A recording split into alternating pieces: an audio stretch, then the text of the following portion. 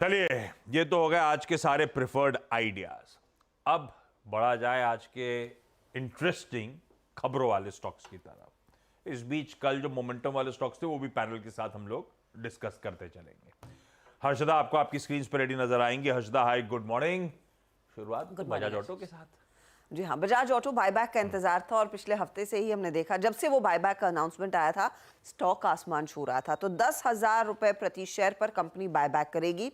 कुल खर्च करीब करीब 4,000 करोड़ का रहेगा इस बायबैक पर, यानी कि 1.41% की इक्विटी बायबैक के जरिए कंपनी खरीदने वाली है। करीब करीब 43% के प्रीमियम पर ये बायबैक आएगा। अगर आप कल का प्राइस देखें तो सब 6,983 के लेवल्स पर ये स्टॉक जाकर टिका था, तो उसकी तुलना में 43% तक का प्रीमियम आएगा। लेकिन ध्यान रहे, ये एक टेंडर रूट के जरिए दरअसल बायबैक होने वाला है और यहां पर प्रमोटर्स की तरफ से भी पार्टिसिपेशन आता हुआ दिखाई दे सकता है। तो वो स्टॉक आज रेडार पर रखेंगे बायबैक के चलते। अच्छा, यूबीएस की रिपोर्ट आई है, वो कह रहे हैं बेचने की राय 5,600 का टारगेट है, लेकिन यूबीएस प्राइमरीली यही कह रहा है कि दरअसल अगर प्रमोटर्स पार्टिसिपेट करेंगे तो 4,000 करोड़ में से 2,000 करोड़ का जो खर्च होगा वो प्रमोटर्स के बायबैक में लगेगा और फिर रिटेल जो बायबैक के लिए या फिर इंस्टीट्यूशंस बायबैक के लिए टेंडर कर रहे हैं 1,800 रुपए तक का खर्च उस पर होता हुआ दिखाई देगा। उस लिहाज से स्टॉक में अच्छी खासी तेजी के बाद एक कूल ऑफ देखने को मिल सकता है। बिल्कुल, देखिए सबसे इंपॉर्टेंट चीज़ यही है। लोग क्या होता है ना, हम 10,000 का बायबैक आ गया, करंट प्राइस इतना है, ले लीजिए। 2% का बायबैक का एक्सेप्टेंस रेशो आएगा, क्योंकि 2 लाख करोड़ का मार्केट कैप है, 4,000 करोड़ खर्च कर रहे हैं। सिंपल अरिथमेटिक है, अगर प्रमोटर पार्टिसिपेट करें। 2% का मतलब क्या है, आपने 100 शेयर ले लिए बजाज ऑटो के, 2 लेगी कंपनी आपके, बाकी 98 शेयर वापस मार्केट में आ जाएंगे। ठीक है। और अब ऑब्वियसली अगर आज मान लीजिए आप थोड़ा सा ऊपर खुलता है, 7200-7300 पे खुलता है, तो उसके बाद जब तक वो बाकी के शेयर्स आपके वापस आएंगे तब तक स्टॉक रहेगा कि नहीं रहेगा वहाँ पर, उस लेवल पर जिस लेवल पर आपने खरीदारी की है नहीं की है, वो चीज़ों का एक इम्पैक्ट आ जाएगा। बायबैक अच्छा है, इसमें कोई डाउट नहीं है, और क्लियरली ये मार्केट को शायद कुछ हद तक पता था, वरना इतना बड़ा स्टॉक इस तरीके से एक महीने में रैली नहीं करेगा। तो इसके लिए जिस तरीके से ये रैली हुई पिछले एक महीने में, कुछ इंडिकेशंस था। मेरे ख्याल से एक टिपिकल सेल ऑन न्यूज़ की पॉसिबिलिटी है यहाँ पर। ये वो खबर आने के बाद और स्टॉक को देखने के बाद ना, कल गोदरेज कंज्यूमर वाली फीलिंग आ रही थी। तार ऐसे चढ़ा था, बढ़िया अपडेट पे लद गया कल वो स्टॉक। अब देखते हैं खैर बजाज ऑटो कैसे बिहेव करता है। इस आउटकम से पहले अच्छी तेजी और उसी बात को हाईलाइट वो दिग्गज ब्रोकिंग हाउस यूबीएस भी करती हुई। तो शायद भाव में सब ऑलरेडी प्राइस्ड इन, फैक्टर्ड इन है। सतपुते साहब, गड़बड़ा जाएगा क्या मामला? कैसा लग रहा है चार्ट्स पे? वही है आशीष जी, कल भी आपने वही गोदरेज कंज्यूमर की जो बात की थी कि एवरीथिंग लुक्स फैक्टर्ड इन, तो थोड़ा तो करेक्ट होगा, प्रॉफिट टेकिंग होगी। तो सपोर्ट कहाँ है आशीष जी? मेरे हिसाब से बजाज ऑटो का जो सपोर्ट बनता है आज के लिए वो है 6,700 के आसपास। अगर वो टूटा तो फिर थोड़ा पेन बढ़ेगा 6,500। तो मुझे लगता है 6,700 6,500 ये दो सपोर्ट है, ये जो इंपॉर्टेंट होंगे। अगर 6,500 टूटा तो फिर दिक्कत बढ़ेगी, लेकिन फॉर द टाइमिंग आज तो लगता है प्रॉफिट टेकिंग ही होगी। हाँ, ठीक बात भाई। गौरांग सर, अच्छा इसने बहुत तगड़ा पैसा दिया। FY22 में मेरे ख्याल से 6-6,500 करोड़ रुपए डिविडेंड प्लस बायबैक के तौर पे दिया था, और इस साल फिर कैश फ्लोस तगड़े और बढ़िया पास ऑन करता हुआ। गौरांग सर, तीनों आज रडार पे हैं। बजाज ऑटो तो अपनी खबरों के चलते, और हमारे पैनल ने 2 तो स्टॉक्स बागचे पियर्स चुन लिए, आज टेक्निकली साउंड लग रहे हैं, TVS motor, hero MotoCorp. Fundamentally तीनों में से आपका प्रेफर्ड कौन सा है? तो अगर आप श्रेणी के आधार पर बात करें तो बजाज ऑटो, टीवीएस मोटर्स और हीरो मोटोकॉर्प, ये सूची होगी पसंदीदा स्टॉक्स की। सीधे सीधा आंसर आ गया। पहला प्रेफर्ड बजाज ऑटो, उसके बाद टीवीएस मोटर्स और third hero MotoCorp. TVS Motors पे क्योंकि चर्चा हुई गई तो अभी निपटा देता हूं। एंटीक की एक रिपोर्ट डाउनग्रेड कर रहे हैं सेल पे, 1729 का लक्ष्य है। उनका क्लियर कहना है सब कुछ ठीक है, लेकिन इसके वैल्यूएशंस अपने फंडामेंटल्स के कहीं आगे चले गए। वो एक कंसर्न है जो कल अपन लोग यूट्यूब में भी लाइव सेशन में चर्चा कर रहे थे। वही बात एंटीक ने आज छेड़ दी। और दूसरा, टीवीएस मोटर के लिए हम लोग चर्चा कर रहे थे मार्जिन की। एंटीक उसी पॉइंट को हाईलाइट कर रहा है। वो कह रहा है मार्जिन एक्सपेंशन यहां से अनलाइकली है, इंप्रूवमेंट होगा नहीं, क्योंकि एक कंपनी एग्रेसिवली स्पेंड कर रही होगी ईवी पर, ईवी एक्सपेंशन पर। तो शायद इसीलिए उनका मानना है कि वैल्यूएशन थोड़े से स्ट्रेच्ड है। खैर, आज तो पसंद है एक्सपर्ट्स को, टेक्निकली साउंड लगता है, लेकिन ये सब बातें ध्यान रखने का है। वैल्यूएशन थोड़े से स्ट्रेच स्टॉक के होते हुए। दूसरा, बजाज ऑटो के बाद चर्चा में कल बाजार बंद होते हुए अपडेट आया था, जी एंटरटेनमेंट एंटरप्राइजेस, और हम लोग कब से इंतजार कर रहे हैं उस मर्जर विले का। कुछ अपडेट्स आ रहे हैं जो खटाई में पड़ने का खतरा बढ़ रहा है। क्या अपडेट्स हमारे पास? ये एक लटकती तलवार रही है इस पर्टिकुलर मर्जर पर कि क्या सोनी फाइनली गो अहेड करेगा या नहीं। जो ब्लूमबर्ग के हवाले से रिपोर्ट आई है, जो ताज़ा रिपोर्ट है, वो यही कह रही है कि सोनी शायद इस डील को पूरी तरह से कॉल ऑफ करने वाला है, और मुद्दा वही है लीडरशिप का, जहां पर जी चाहता है कि पुनीत गोयनका इस मर्ज्ड एंटिटी के लीडर के तौर पर उभर कर आए। अच्छा, ये रिपोर्ट मेंशन करती है कि ध्यान रहे ये डेडलाइन एक्सटेंड की गई थी, और डेडलाइन एक्सटेंड करके जैन 20 तक का डेट आया था। अब रिपोर्ट्स ये कह रही हैं कि शायद सोनी वो टर्मिनेशन नोटिस जैन 20 से पहले इशू कर सकता है, उसका इंतजार करना होगा। उनका मानना है कि कुछ कंडीशंस दरअसल इस मर्जर के लिए जी मीट नहीं कर रहा है। अब देखते हैं यहाँ पर क्या होता है, लेकिन क्लियरली ये रिपोर्ट्स हैं। जी एंटरटेनमेंट की तरफ से कोई बयान नहीं आया है, ना ही सोनी की तरफ से बयान आया है। ये प्राइमरीली ब्लूमबर्ग की रिपोर्ट हम आपके सामने कर रहे हैं पेश। ठीक बात। एफएनओ के कर्व में जो 13 स्टॉक्स है, उनमें से ध्यान रखें एक जी एंटरटेनमेंट है। बात निकल के आ चुकी कि रिटेल के लिए है नहीं, जब तक क्लैरिटी ना आए तो इस पर और फर्दर ड्वेल नहीं करते। देखते हैं आज स्टॉक कैसे बिहेव करता है। तो जी एंटरटेनमेंट आपकी स्क्रीन पे। अगला भाई, वो कल रात में एक दूसरा अपडेट इंटरेस्टिंग आता हुआ कि जेपी मॉर्गन के बाद ब्लूमबर्ग भी शायद हमारे बॉन्ड्स को इंक्लूड करता हुआ नजर आया अपने इंडेक्स पे। हर्षदा, क्या अपडेट से पहले उस पर बातचीत। अच्छा, इस बीच एक काम करिएगा मानस, सरकारी बैंक को टटोल के रखिएगा। Last time JP Morgan inclusion के समय सरकारी बैंक बहुत अच्छा बिहेव कर गए थे। चार्टिकली कोई साउंड लग रहा हो तो उसकी आप तैयारी कर लो, मैं आता हूं। हर्षदा, अपडेट्स क्या है? जी आशीष, कल शाम को अपडेट आया है कि दरअसल भारत अब बॉन्ड इंडेक्स में शामिल होगा। ये ब्लूमबर्ग बॉन्ड इंडेक्स में भारत शिरकत करता हुआ दिखाई देगा, जहां पहले हमें जेपी मॉर्गन के बॉन्ड इंडेक्स में जोड़ा गया था।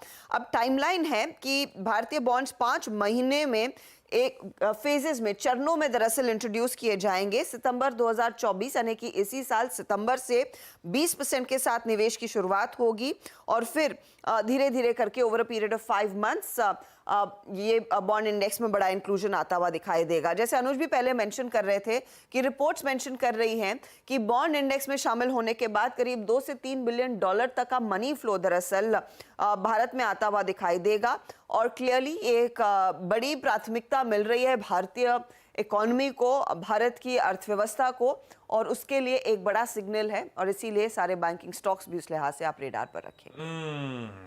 भाई, फॉरेन इन्वेस्टमेंट और बढ़ेगा, बोरोइंग कॉस्ट रिड्यूस होंगी, लिक्विडिटी बढ़ेगी, करेंसी स्टेबलाइज होगी। करेंसी स्टेबलाइज क्या, मैं तो मानता हूं अगर other things being constant currency appreciate कर जाएगी, और क्रेडिट रेटिंग्स इंप्रूव होंगी। ये सब पॉजिटिव्स हैं अपनी जगह। खैर, ये ब्लूमबर्ग ने समय मांगा है 25 जनवरी तक प्रपोजल पे आप लोग अपने रिप्लाई भेजें। मतलब मोटा मोटी हो गया है, लेकिन फिर भी थोड़ी सी अड़चन बची है। देखते हैं क्या अपडेट आता है। लेकिन मानस, कोई बैंक जिसमें आप तेजी करोगे? आमतौर पे ज्यादा सरकारी बैंक आउट परफॉर्म करते हैं, अगर तो रिएक्ट करते हैं इस खबर पे। तो देखिए, न्यूज पॉजिटिव है, लेकिन तकलीफ यह है कि स्टेट बैंक ऑफ इंडिया और बैंक ऑफ बड़ौदा, इन दोनों स्टॉक ने अपने 20 डे मूविंग एवरेज को कल रीच किया है। वो 20 डे मूविंग एवरेज के नीचे फिसले हैं दोनों स्टॉक। तो ये पॉजिटिव शॉर्ट टर्म के हिसाब से बिल्कुल नहीं है। लेकिन अगर थोड़ा सा मीडियम टर्म के लिए खरीदारी करनी होगी तो गिरावट पे स्टेट बैंक ऑफ इंडिया में करनी होगी, क्योंकि अगर आप वीकली चार्ट पे जाएंगे तो अभी 5 हफ्ते पहले स्टॉक ने ट्रायंगुलर फॉर्मेशन का ब्रेकआउट दिया है, तो शायद उस ट्रायंगुलर फॉर्मेशन के अपर बैंड को टेस्ट करने के लिए जाएगा नीचे की तरफ। तो 615 तक के टारगेट्स पॉसिबल है नीचे की तरफ, लेकिन अगर वहां पर आए तो मीडियम टर्म के आउटलुक से वहां पर खरीदारी करनी चाहिए। 584 के स्टॉप लॉस से आप मीडियम टर्म के लिए खरीदारी करिए, और टारगेट फिर आप बड़े सेट करिए 675 से 700 रुपए तक। बाय ऑन डिप्स की स्ट्रैटेजी है भाई। एसबीआई पसंद आ रहा है दिग्गज के साथ ही जाने का, अगर जाने का मन बना है तो। हमने बिग स्टॉक्स में चर्चा करी थी बंधन बैंक की, अब डिटेल में चर्चा कर ली जाए। स्टॉक स्क्रीन पर रखिएगा। कल पिटा 7% का दबाव था। 10 दिनों के औसत वॉल्यूम से कल वो 4 गुना ज्यादा वॉल्यूम्स के साथ स्टॉक की धुलाई हो रही थी। कुछ कंसर्न्स थे, पर उसके बाद अपडेट्स आए शाम को। हर्षदा, क्या पूरी कहानी है बंधन बैंक की, उस पर चलिए। और इस बीच एक काम करेंगे, शिल्पा जी बंधन बैंक का डेटा रेडी रखिएगा, आपसे समझेंगे अब करना क्या। अगर बाउंस बैक आ रहा है तो कैसे प्ले करें उस बाउंस बैक को। हाँ। बंधन बैंक आशीष कल दरअसल 6-7% टूट रहा था। मार्केट में ऐसी अफवाह थी कि कंपनी के अकाउंट्स की एक फॉरेंसिक ऑडिट चल रही है, लेकिन ध्यान रहे कोई फॉरेंसिक ऑडिट नहीं है। आरबीआई की तरफ से कोई ऑडिट नहीं हुआ है। जो सोर्सेज हमें बता रहे हैं या फिर सोर्सेज जो सीएनबीसी टीवी 18 को कह रहे हैं वो ये है कि एक ऑडिट है, लेकिन ये ऑडिट हो रहा है credit guarantee fund of micro units की तरफ से। और ये ऑडिट इसीलिए हो रहा है क्योंकि बंधन बैंक ने करीब करीब 1200 रुपए तक का एक क्लेम इनके सामने पेश किया। अब उस क्लेम को प्रोसेस करने के लिए एक औपचारिकता है कि इस तरह का एक ऑडिट होता है और ये वही ऑडिट है। ये बात साफ निकल कर आ रही है। क्योंकि ये 1000 करोड़ के ऊपर का क्लेम है, इसीलिए वो ऑडिट हो रहा है। अगर 1000 करोड़ से कम का क्लेम होता तो शायद ये ऑडिट की नौबत भी नहीं आती। लेकिन साफ बात ये है कि कोई फॉरेंसिक ऑडिट आरबीआई नहीं कर रहा है। इससे पहले इस तरह का ऑडिट हुआ था और 2600 करोड़ रुपए दरअसल बंधन बैंक ने क्लेम किए थे credit guarantee fund of micro unit से। और उसके बाद ये दरअसल दूसरा क्लेम इन्होंने उनके सामने पेश किया है। क्योंकि अमाउंट 1000 करोड़ के ऊपर का है, इसीलिए ये ऑडिट हुआ है। और ध्यान रहे और क्लैरिटी इस पर है कि कोई फॉरेंसिक ऑडिट नहीं है। ये भाई साहब, जिस बात का डर था ऐसा कुछ नहीं है, और बल्कि जो ऑडिट हो रहा है उसे उम्मीदें जाग रही हैं कि पैसा इनके पास आएगा। तो यानी कि कल के पेन से तगड़ी तरीके से उभरने की तैयारी कर रहा है। शिल्पा जी, है तो बहुत वोलेटाइल काउंटर ये, क्या करोगे आप? अगर कोई बाउंस बैक की तैयारी हो रही है, क्या लेवल्स वॉच आउट करोगे? किन लेवल्स के ऊपर बाउंस बैक पहुंचे तो कन्विक्शन बढ़ेगा? अप्रोच क्या होगा स्टॉक को लेकर? आशीष जी, वैसे तो स्टॉक बैन में है और कल इसको हमने सेल की तरफ से 230 का पुट चैनल पे ही आपका रेकमेंड किया था। वो 5.5 रुपये वाला ऑलमोस्ट 8 रुपये हो गया था। तो अगर किसी को वहाँ पे प्रॉफिट मिलता है तो इट्स एक्सपेक्टेड कि आप थोड़ा उसको बुक कर दें। लेकिन जैसे बंधन बैंक अगर हम लोग देखेंगे ऑप्शन चेन में भी तो 240 पे इसका रेजिस्टेंस बहुत स्ट्रांग है। कॉल राइटर्स बहुत अग्रेसिवली वहाँ पे बिल्टअप उनका शो कर रहा है। अगर यहाँ पे कोई अनवाइंडिंग दिखेगा तो हम लोग इसमें डेफिनेटली बहुत स्ट्रांग शॉर्ट कवरिंग एक्सपेक्ट कर सकते हैं, जहाँ पे 245 से 250 के लेवल्स वापस आएंगे। बट जिस तरह से स्टॉक बिहेव करता है, मुझे नहीं लगता कि 240 के ऊपर इसका सस्टेनेंस बहुत ज़्यादा इजी होने वाला है।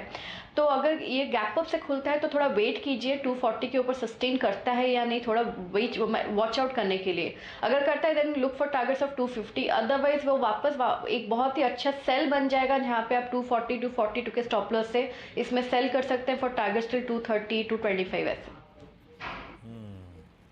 ठीक बात, रखिए भाई बंधन बैंक को रडार पे। भैती साहब, बजाज फिनसर्व और मेट्रोपोलिस के चार्ट स्टडी करके रखिए, कोई ट्रेड होगा तो मेंशन करिएगा। हर्षदा, दोनों के Q3 अपडेट्स। जी हाँ आशीष, मेट्रोपोलिस के साथ शुरुआत करते हैं, जहां पर मेट्रोपोलिस ने कहा है कि देखिए वॉल्यूम्स में इंप्रूवमेंट है और ओवरऑल बिजनेस में इजाफा देखने को मिला है। डबल डिजिट ग्रोथ है, करीब 12% तक की कोर बिजनेस से कंपनी ने डबल डिजिट ग्रोथ पेश करने की उम्मीद जताई है। रेवेन्यू ग्रोथ आएगी क्योंकि ये लार्जली वॉल्यूम्स में पिकअप है और वॉल्यूम पिकअप रफली थर्ड क्वार्टर के अपडेट में कहता है कि करीब 9% तक की वॉल्यूम ग्रोथ आ रही है। इनके B2C बिजनेस में आप देखिएगा जो रेवेन्यू है वो भी डबल डिजिट ग्रोथ दिखा रहा है, करीब करीब 14% तक का इजाफा वहां पर। मार्जिन हालांकि इस क्वार्टर में थोड़े से नरम रह सकते हैं, ये कंपनी का मानना है। प्रीमियम वेलनेस और स्पेशलाइज्ड सेगमेंट्स में सबसे ज्यादा ग्रोथ फास्टेस्ट ग्रोइंग सेगमेंट है इस कंपनी के लिए। तो वैसे ये जो अपडेट है Q3 वाला वो अच्छा है, वो पॉजिटिव है। बजाज फिनसर्व की तरफ से जो अपडेट आया है वो कह रहे हैं बजाज अलियांस का जो जनरल इंश्योरेंस का ग्रॉस डायरेक्ट प्रीमियम अंडरराइट हुआ है वो करीब करीब 1425 करोड़ तक का आया है। यहाँ पर टोटल न्यू बिजनेस प्रीमियम इस एंटिटी का 961 करोड़ पर है और टोटल लाइफ का टोटल न्यू बिजनेस प्रीमियम अप्रैल से दिसंबर तक अगर आप ध्यान देंगे वो 7540 करोड़ के आसपास आ रहा है। तो ये दो और अपडेट्स। ओके बैती साहब, बजाज फिनसर्व, मेट्रोपोलिस, दोनों अपडेट ठीक ही है ना? ठीक है, एक्चुअली मेट्रोपोलिस का अच्छा है। हाँ, बस मार्जिन्स का थोड़ा सा सीक्वेंटली करें दबाव। ठीक है बैती साहब, चार्ट्स पे कैसा? जी आशीष जी, चार्ट्स पे अगर मैं दोनों को एनालाइज करूँ तो बजाज फिनसर्व वेल प्लेस्ड है। हमें लग रहा है कि ये 20 डेमा पे कल गिर के सपोर्ट लिया और बहुत वेल प्लेस्ड है वापस एक बाउंस बैक देने के लिए। कल भी हमने देखा इंश्योरेंस कंपनीज में अच्छी बाइंग थी, आईसीआईसीआई लोम्बार्ड और आईसीआईसीआई जीआई प्रू में दोनों में अच्छी बाइंग इंटरेस्ट थी, तो खरीदारी की सलाह रहेगी बजाज फिनसर्व में। जो स्टॉप लॉस इसमें मेंटेन करना है 1680 का एक एसएल मेंटेन करे। हमें लगता है इसमें 1730 तक के लेवल्स वापस देखने मिल सकते हैं। अगर मैं मेट्रोपोलिस की बात करूं तो एक रेजिस्टेंस एरिया है जो कि नवंबर में भी स्टॉक यहीं से स्लाइड हुआ था। स्टॉक में वापस उन्हीं जोन्स को 1730 का जो जोन है वहीं से वापस इस बार गिरावट देखने मिली है। स्टॉक ऑलरेडी अभी अपने 20 डेमा पे आ गया है, तो मुझे लग रहा है शायद एक बाउंस बैक आज देखने मिल सकता है। तो जिनके पास अगर लॉन्ग है तो बने रहे, सिर्फ जो स्टॉप लॉस है इसमें मेंटेन करना, 1640 का कैसे मेंटेन करें। मुझे लगता है ये 20 डेमा से वापस बाउंस बैक देकर 1700 तक के जोन दिखा देगा। ओके, ये है व्यू मेट्रोपोलिस और बजाज फिनसर्व पर। अच्छा कविता जी, एक और ऑटो स्टॉक टाटा मोटर्स या टाटा मोटर्स का डीवीआर, दोनों को रेडी रखिएगा आप। हर्षदा, कैसे हैं जेएलआर के अपडेट्स Q3 के? स्ट्रॉन्ग अपडेट है और इस अपडेट में एक ही चीज नजर आ रही है कि डिमांड इनके प्रोडक्ट्स की अक्रॉस द बोर्ड काफी मजबूत है। तो होलसेल सेल्स में करीब करीब 27% तक का इजाफा देखने को मिल रहा है, इस थर्ड क्वार्टर अपडेट में आया है। रिटेल सेल्स पर अगर आप ध्यान देंगे वो करीब करीब 29% बढ़ती हुई दिखाई दे रही है। जेएलआर की ऑर्डर बुक मजबूत है जो रिफ्लेक्ट कर रही है स्ट्रॉन्ग डिमांड, और यहाँ पर लैंड रोवर और इनके अलग जैगुआर के वेरिएंट्स में हमने देखा एक अच्छा खासा पिकअप देखने को मिला है।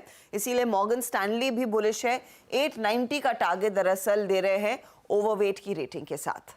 बढ़िया अपडेट आया है टाटा मोटर्स की तरफ से, बढ़िया Q3 की होलसेल का आंकड़ा आता हुआ। कविता जी, टाटा मोटर्स या इसका डिफरेंशियल वोटिंग राइट, जो समझ में आए क्या बनता है, किस तरह अच्छे मूव्स के बाद थोड़े दिनों से थमा हुआ है, सब 800 लेवल्स के आसपास थोड़ा सा कंसोलिडेशन का मूड। एग्जैक्टली सो कंसोलिडेशन हम देख रहे हैं पिछले 5-6 दिनों से लगातार बना हुआ है, लेकिन जो मंथली चार्ट सेटअप पर इसका फॉर्मेशन बना हुआ है वो फ्लैट फॉर्मेशन बना हुआ है और वो कंटिन्यू होता हुआ दिख रहा है। सो मीडियम टर्म आउटलुक से जब तक काउंटर 770 765 के लेवल के ऊपर है तब तक वो मंथली चार्ट सेटअप इंटैक्ट रहेगा एंड अकॉर्डिंगली प्राइस टारगेट आते हैं अराउंड 890 901 के।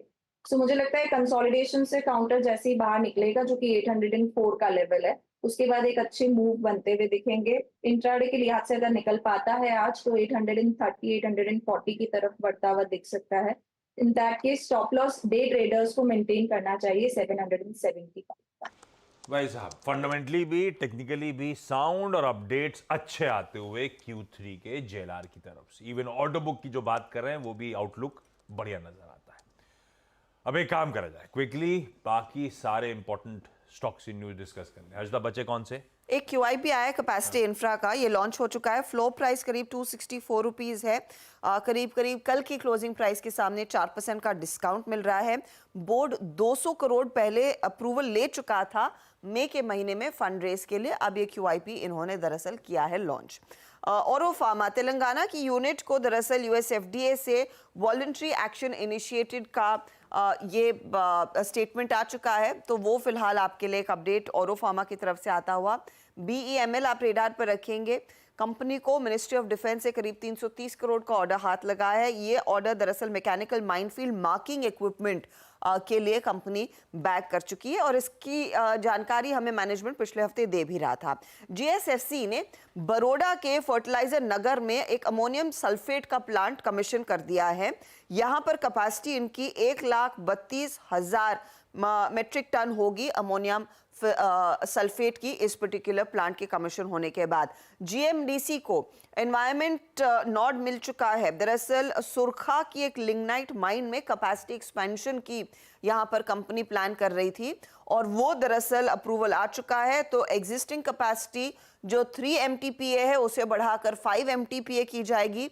कंपनी कह रही है इस एक्सटेंडेड कैपेसिटी से सीधा इंपैक्ट रेवेन्यू पर आएगा, रेवेन्यू उनका बढ़ता हुआ दिखाई देगा। एक बड़ी डेवलपमेंट है GMDC के लिए। ब्रिगेड एंटरप्राइजेज ने MOU साइन किया है तमिलनाडु सरकार के साथ। 3,400 करोड़ तक का इन्वेस्टमेंट ये करेंगे अगले 3 से 4 सालों में। अशोक लेलैंड ने एमओयू साइन किया है तमिलनाडु सरकार के साथ। 1200 करोड़ का इन्वेस्टमेंट अगले 3 से 5 सालों में होता हुआ दिखाई देगा। कैप्लिन पॉइंट ने 700 करोड़ तक का एक एमओयू साइन किया है, अगले 5 सालों में इन्वेस्टमेंट होता हुआ दिखाई देगा। आइशर मोटर्स की तरफ से भी ऐसा ही वादा आया है। आइशर मोटर्स तो करीब 3000 करोड़ तक का इन्वेस्टमेंट करने वाला है इस राज्य में, लेकिन ये टाइम पीरियड करीब करीब 8 सालों का है। तो ये कुछ स्टॉक्स हैं। आशीष, अभी जेएसडब्ल्यू स्टील का भी अपडेट आ चुका है, तो उस पर भी नजरें होनी चाहिए। कंसोलिडेटेड क्रूड प्रोडक्शन 12% बढ़ा है year on year. Crude steel production 12% बढ़कर आया है। थर्ड क्वार्टर में भारतीय कारोबार की कैपेसिटी यूटिलाइजेशन 94% पर है। वाइब्रेंट गुजरात पर भी नजरें रहेंगी क्योंकि वहां पर भी कई सारे एमओयू साइन होंगे। जेंसॉल इंजीनियरिंग की तरफ से एक अपडेट आया है कि ईवी मैन्युफैक्चरिंग के लिए गुजरात सरकार के साथ 2000 करोड़ तक का एक डील साइन हो रही है। 2000 करोड़ का इन्वेस्टमेंट वो कंपनी करेगी। गजब का प्राइवेट कैपेक्स की तैयारी हो रही है। और कल शाम को नेटवर्क की एक्सक्लूसिव कहती है, बजट रिलेटेड एक्सक्लूसिव, कि गवर्नमेंट इस इंटरिम बजट में केपेक्स पे 15-20% आउटले और बढ़ाएगी। पिछले FY23 के बजट की हाईलाइट थी केपेक्स पे स्पेंड 7.5 लाख करोड़ का, और इस इंटरिम बजट में और बढ़ाने की। तो गवर्नमेंट साइड से स्पेंडिंग बड़ी रही है और प्राइवेट केपेक्स देखिए किस तरह से पिकअप हो रहा है। तो रखिए भाई, आज लास्ट एंड टूबर और बाकी कैपिटल गुड्स कंपनीज भी अपने रडार पे। क्विकली गाबा सर, पीवीआर देखिए, क्या ये डायरेक्टर साहब स्टॉक स्क्रीन पे दिखाइएगा, पिट ही चला जा रहा है। ये कोई भाई की मूवी भी नहीं आ रही क्या संभालने के लिए? 4% दिन के लोस पे पड़ा हुआ है, क्या करना है? अब तक शॉर्ट है। जो गिरावट है पीवीआर में काफी भयंकर कह सकते हैं। जो ब्रीच हुआ है 1650, उसे संकेत दे रहा है कि और लो लेवल देखने को मिल सकते हैं। अगर ऐसा कुछ होता है तो शायद 1400 भी पॉसिबल है। वीक है, स्ट्रॉन्ग नहीं है। जब 1660 पार कर लेगा तब ठीक होगा, वरना वीक है। मेरे ख्याल से पीवीआर डाउन। भाई साहब, ये आई एम श्योर कल शाम को आपने केमिकल स्टॉक्स टटोले होंगे। खबर थी आरती को लेकर, खबर थी यूपीएल रिलेटेड, पर नवीन सब लद गए थे। नवीन फ्लोरीन, आरती इंडस्ट्रीज, क्या करोगे आज जब मूड मॉल सुधर रहा है? चार्ट्स का आकलन क्या कहता है? आपने कुछ स्टडी करी? जी आशीष जी, इनफैक्ट कल ओवर सेलिंग हमें लग रहा है कि हो गई थी, स्पेसिफिकली काउंटर्स लाइक एसआरएफ और टाटा केमिकल में। हमें लग रहा है शायद एक अपॉर्चुनिटी आज मिलेगी, स्पेसिफिकली आज एसआरएफ में, क्योंकि स्टॉक अपने 200 डेमा के काफी पास में और कल 20 डेमा वापस स्लिप किया था। हमें लग रहा है पुल बैक यहाँ से देखने मिल सकता है। तो पूरे केमिकल सेक्टर में हमारी बेस्ट पिक रहेगी, एसआरएफ में खरीदारी की जा सकती है एज अ कॉन्ट्रा ट्रेड, क्योंकि स्टॉक कल काफी फॉल देखने मिला था, 3.5% की गिरावट थी। तो आज एक पुल बैक के लिए इसमें ट्रेड किया जा सकता है। कंडीशनल बाय है, अगर 2400 से ऊपर खुलता है और वहां पे सस्टेन करता है तो ही इसमें ट्रेड बनाने की सलाह है। 2450 के टारगेट्स के लिए इसमें पोजीशन बनाई जा सकती है। जो स्टॉप लॉस इसमें मेंटेन करना है वो 2380 का कैसे मेंटेन करें। सतुल साहब, ऑरोबिंदो फार्मा, कल हम लोग चर्चा कर रहे थे और शाम को खबर आई है भाई, यूएसएफडी ने जो तेलंगाना यूनिट की जांच करी थी उसकी रिपोर्ट सामने आई है, और रिपोर्ट बुरी नहीं है। मतलब जिसको स्टॉक मार्केट मानता है बुरी नहीं, वॉलंटरी एक्शन इंडिकेटेड, मतलब अपनी दिक्कतें खुद ही सुलझा लो, हमारी गाज नहीं गिरी। ये लार्जली पॉजिटिव मानते हैं। क्या करना ऑरोबिंदो, चार्ट्स पे कैसा है? कल आप फार्मा स्टॉक्स की वकालत कर भी रहे थे। हाँ जी आशीष जी, और कल मैंने टॉपिक में ऑरोबिंदो फार्मा ही दिया था। इसका रीजन ये था कि ये अपने 1100 के आसपास जो पुट राइटर खड़ा है वो इंटैक्ट है despite so much of volatility. Technically अगर आप इसे देखें तो एक राइजिंग चैनल है जिसका ब्रेकआउट इसने दिया, और ब्रेकआउट के बाद ये कंसोलिडेट हो रहा है। मुझे लगता है 1100 के ऊपर इसका बायस पॉजिटिव रखे। 1200 कल भी मैंने टारगेट दिया था, मुझे लगता है वो इजीली हासिल होगा। तो it's a by about 1100, target 1200 का होगा, और जो स्टॉप लॉस हमें मेंटेन करना है वो रहेगा 1085 का। तो Aurobindo Pharma is a buy. Okay, चलिए एक काम करते हैं, मुनाफे की तैयारी हमारी अब पूरी हो चुकी है। सारे स्टॉक्स, मार्केट्स, इंडेक्स सब डिस्कस कर लिया हमने। अब एक तैयारी करते हैं पहला सौदा की।